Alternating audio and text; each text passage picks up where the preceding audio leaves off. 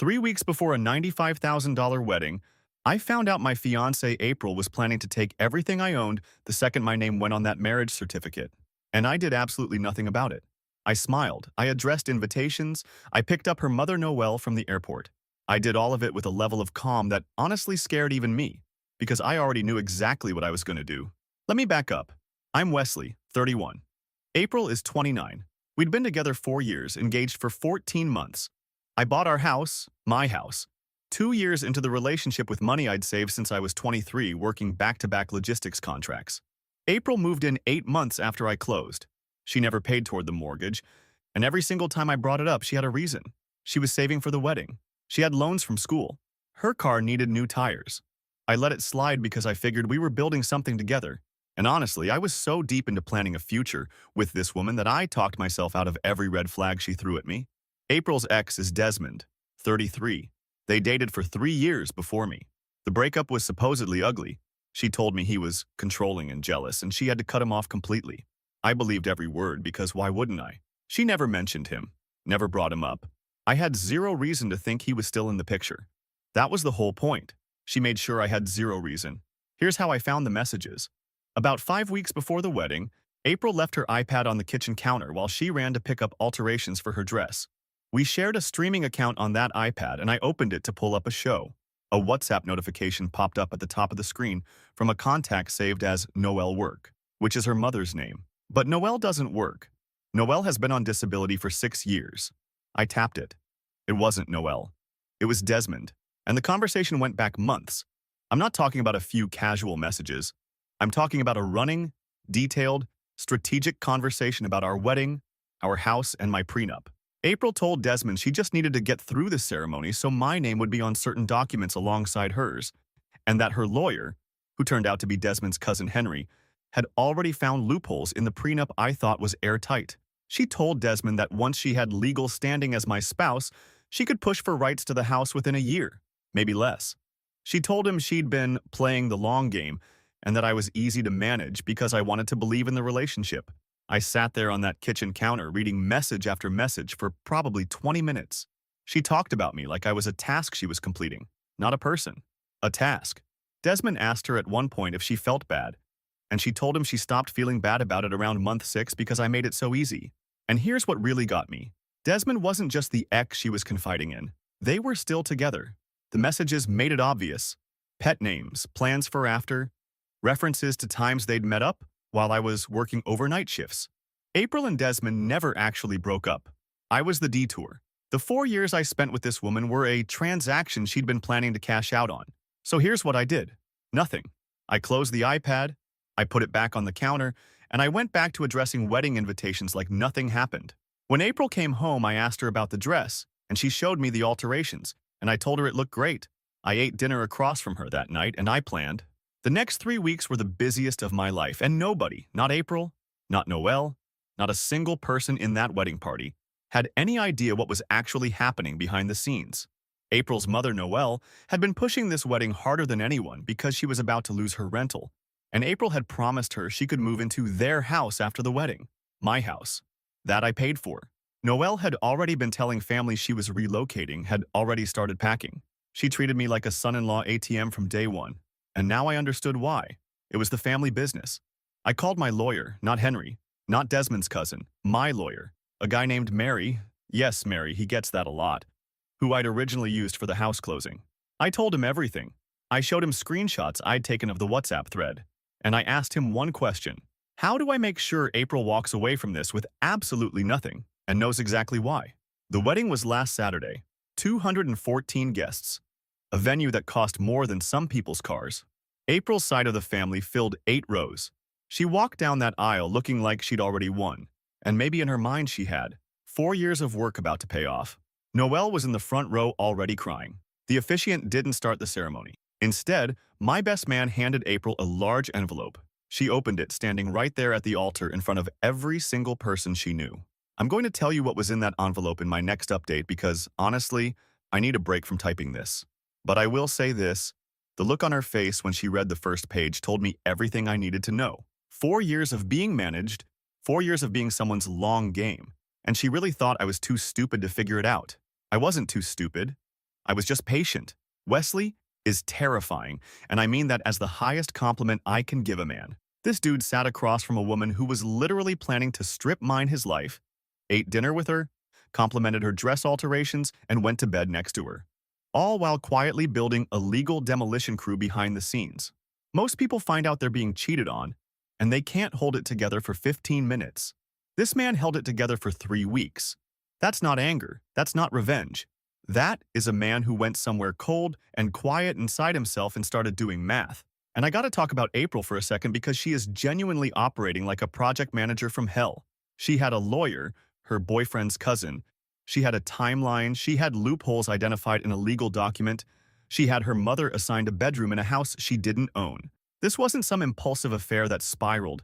This woman built a Gantt chart for ruining someone's life. She literally told Desmond she stopped feeling guilty at month 6 because Wesley was too easy. 6 months in, and she's already running cost-benefit analysis on a human being's emotions. That is clinical. That is genuinely one of the most disturbing things I've ever read on this app. And Noelle, bro, the mother was in on it, picking out which room she wanted in a house her daughter was going to steal through marriage. 3 generations of audacity packed into one family WhatsApp thread, disguised under a fake contact name. The whole operation was running so smooth they got sloppy. They forgot one thing. Wesley wanted to watch TV that night. 4 years of scheming, undone by a Netflix notification. You cannot write this stuff. Update 1.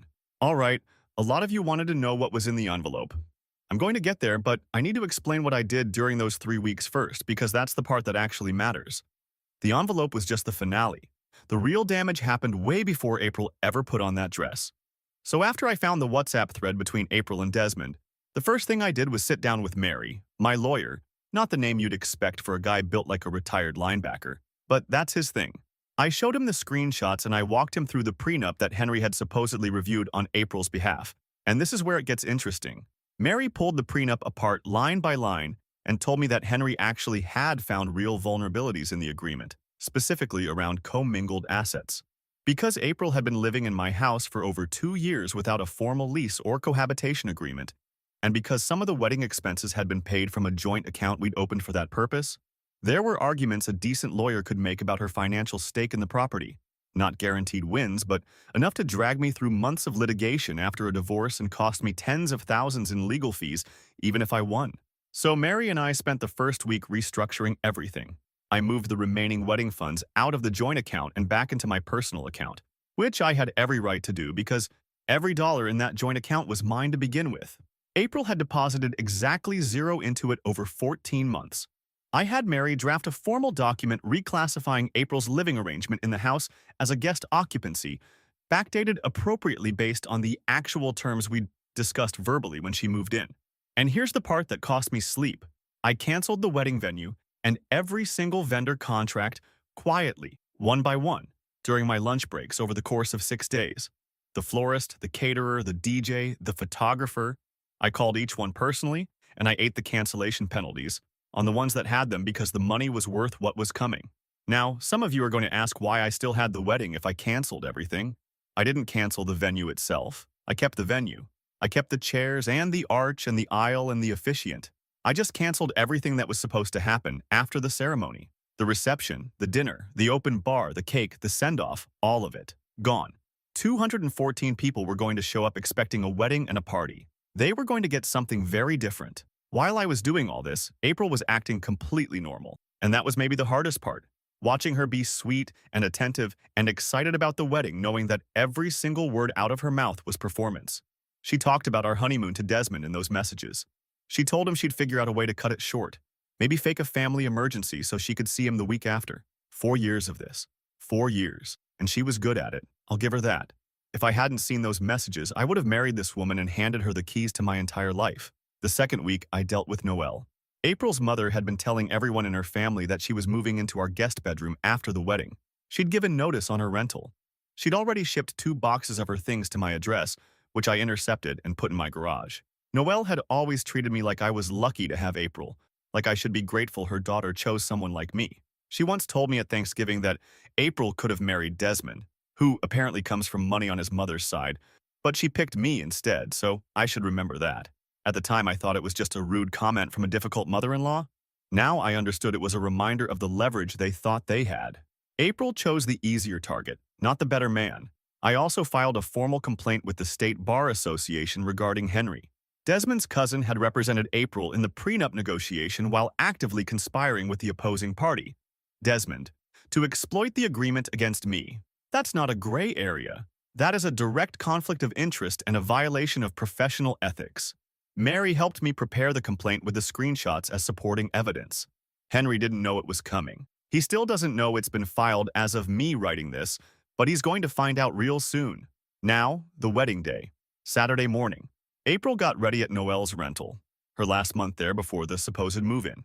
I got ready at my house alone and I drove to the venue by myself. I got there early. I stood at that altar and I waited.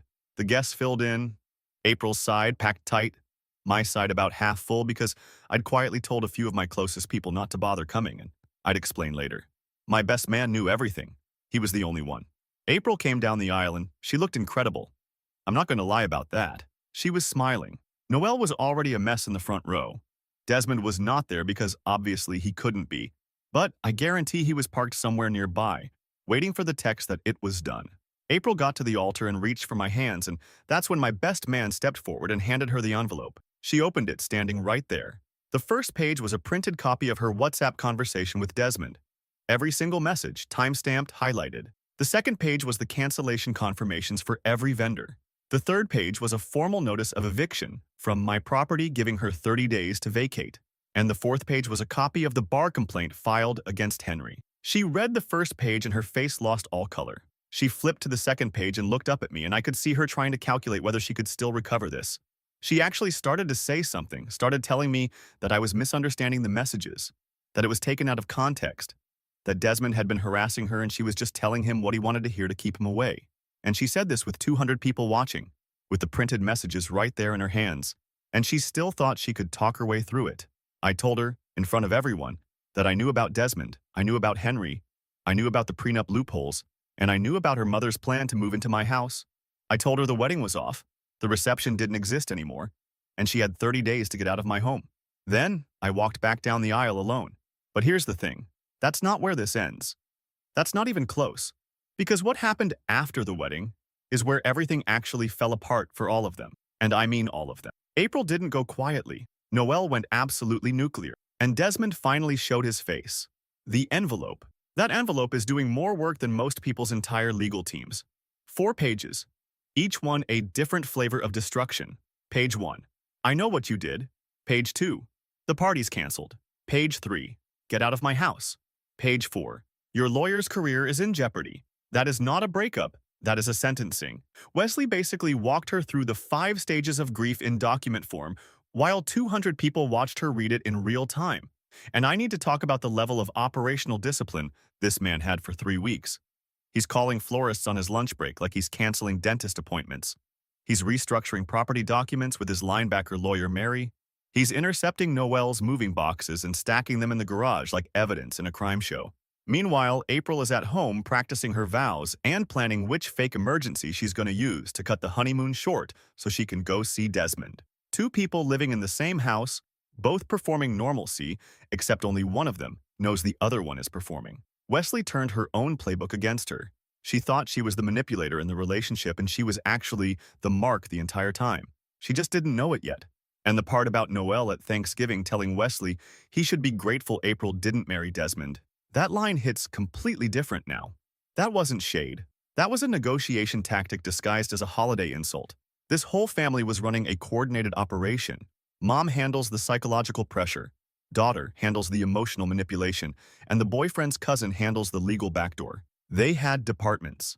This was a small family business and Wesley was the client they were servicing without his knowledge. The fact that April stood at that altar with the printed messages in her hands and still tried to spin a story about Desmond harassing her, that tells you everything about who this person is.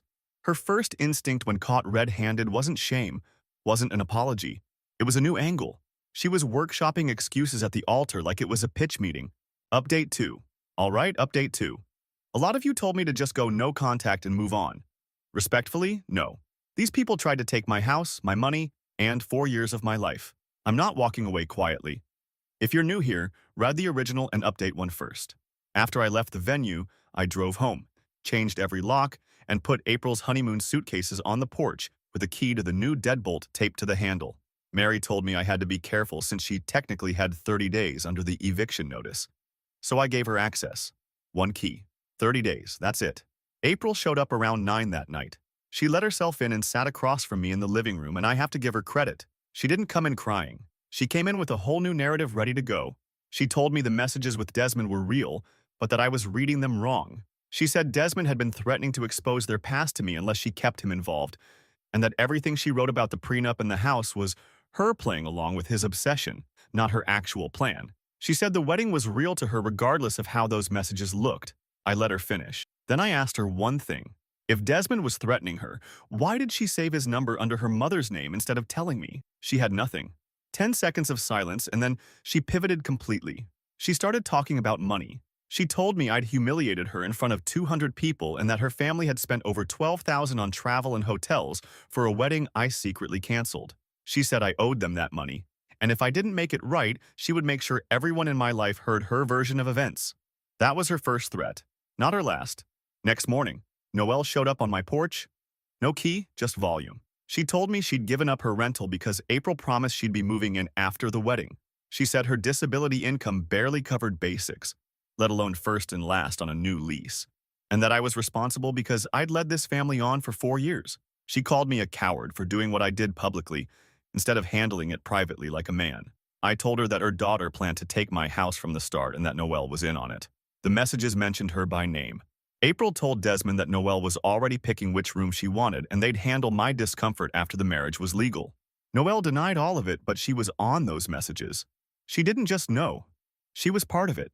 She needed somewhere to live, and her daughter was going to deliver it through my front door. Noelle left and went straight to April's aunt, a woman I'd met maybe 3 times, and told the entire extended family that I had cold feet, fabricated lies about April, and abandoned her at the altar over nothing. Within 2 days, my phone was flooded with messages from cousins, aunts, people I barely recognized from the engagement party, all calling me every name you can think of. I didn't respond to any of them because they had Noelle's version and weren't interested in mine. Then Desmond showed up. Tuesday after the wedding, I pulled into a hardware store parking lot and he was parked right next to my truck. Not a coincidence. He knew what I drove. He walked up before I even got my door fully open, and for a guy who'd been hiding behind a screen for 4 years, he had a lot to say in person. He told me I made a huge mistake embarrassing April. He told me she was staying with him now. So much for the whole "he was threatening me" defense she tried 2 days earlier. And then he told me Henry was already looking into whether I breached any verbal agreements about the joint account or shared expenses, and that I was going to pay back every dollar April's family lost. So the guy who was sleeping with my fiancée for 4 years is now threatening me with legal action through his cousin, the same cousin I already filed a bar complaint against. I didn't mention the complaint. I just told Desmond to make sure Henry checks his mail this week. Then I walked into the store, but when I got home that night, April had been back. She used her key, packed most of her clothes, but also took things that were mine. Kitchen appliances I bought before we met, 2 framed prints I got at an estate sale, a box of tools from the garage. She also took every wedding gift that had been delivered to the house over the past month. About 40 packages from guests, mostly from my side. Now I had a new problem. She had legal access for 26 more days.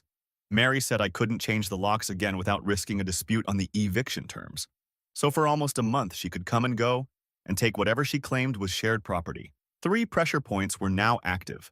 The bar complaint about to land on Henry, Desmond threatening me in a public lot with people around who saw it, and April removing my property from the house with documentation to prove what was mine. 3 people who still thought they were running this situation. Reaction. April's ability to generate new storylines on demand is genuinely impressive in the worst possible way. Every single time she gets cornered, she doesn't break down. She just loads up a new save file. First, it was out of context. Then it was, Desmond was threatening me. Then, when Wesley asked one logical follow-up question, she buffered for 10 seconds and switched to, "You owe my family $12,000. She's not even processing what happened to her. She's running a decision tree in real time trying to find which branch still has an exit. That is someone who has been lying so long that truth doesn't even register as an option anymore. It's not in the menu. And Desmond rolling up at the hardware store parking lot like he's in a mob movie. Bro, you were the side piece running a scheme through your cousin's law license, and now you're making threats in a Home Depot parking lot? The audacity of this man standing there telling Wesley he made a mistake when Desmond spent 4 years hiding behind a fake contact name in someone else's phone.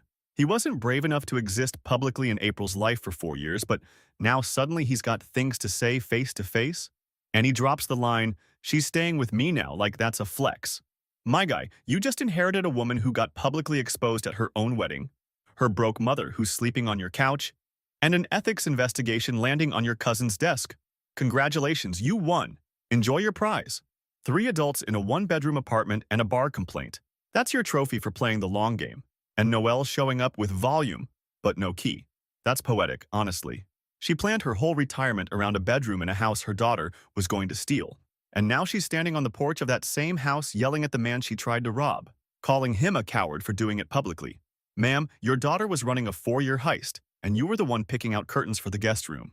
You don't get to lecture anyone about how they handled the reveal. Final update. Last update. Thank you to everyone who followed this and to the people who told me to stay aggressive. You were right. Every single one of you. So after April took my stuff from the house, I had Mary send her a formal written demand for the return of all items that were exclusively my property, with a detailed inventory and original purchase receipts I'd pulled from my records. I keep receipts for everything over $50, always have, even before April. That habit saved me. The letter gave her 7 days to return the appliances, the prints, the tools, and the wedding gifts, or I'd file in small claims court for the replacement value plus costs. April responded through a message to my phone saying I was being petty, and that she'd lived in that house for over 2 years, so half of everything in it was hers. She genuinely believed that moving into someone's home and never paying a single bill entitled her to their property. That's who this woman is. I filed in small claims the next week. Every item listed, every receipt attached, total value just over $4,000. April now had a court date she couldn't ignore, and a paper trail showing she'd taken property that was purchased solely by me, years before she ever existed in my life. While that was processing, Henry got his mail. The Bar Association complaint landed, and from what Mary told me, Henry's firm found out before Henry did because the notification went to his office.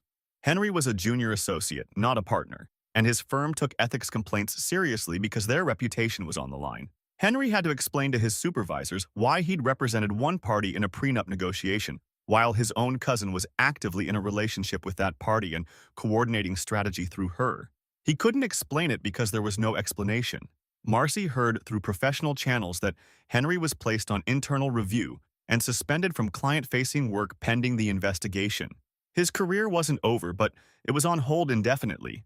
And in a field where reputation is everything, an active ethics complaint follows you. Desmond found out about the complaint the same week because Henry told him.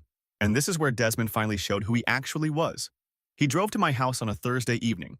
I was out front installing the motion sensor light I'd bought the week before, and he came at me with everything.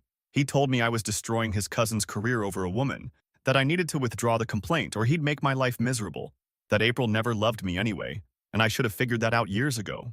He was pacing on my driveway going on about how I was obsessed and couldn't handle losing. And I stood there with a drill in my hand and let him go because he was doing this on my property, on my front porch camera that he didn't notice I'd just installed, and everything he was saying was confirming the coordinated scheme I'd already documented. When he finished, I told him 3 things. I told him the complaint against Henry was based on documented evidence and wasn't going anywhere.